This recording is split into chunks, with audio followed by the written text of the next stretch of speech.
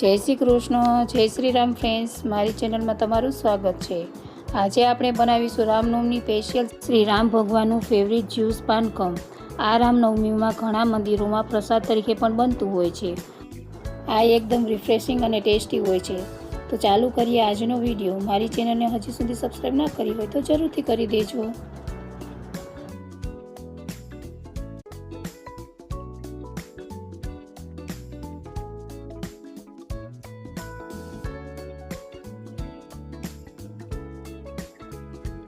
તો આ સ્વાદિષ્ટ પાનકમ જ્યુસ બનાવવા આપણે એક બાઉલમાં 2 ગ્લાસ પાણી લેશું।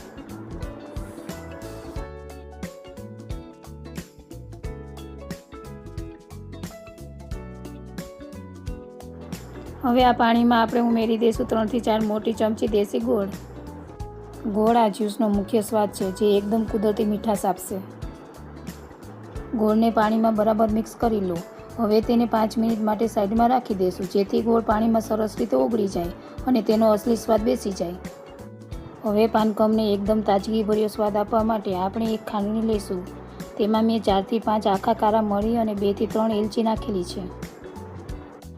આ બધું આપણે બરાબર ખાંડી લઈશું।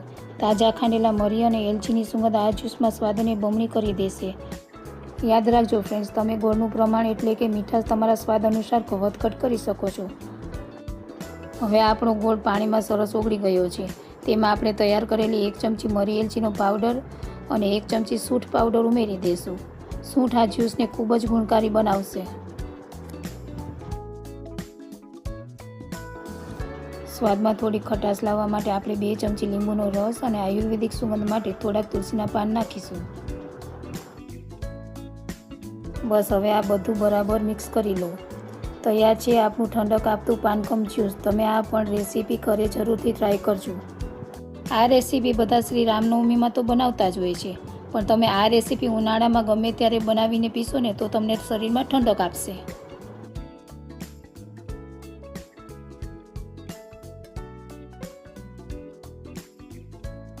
મારી મમ્મીનો વિડીયો સારો લાગ્યો હોય તો લાઈક,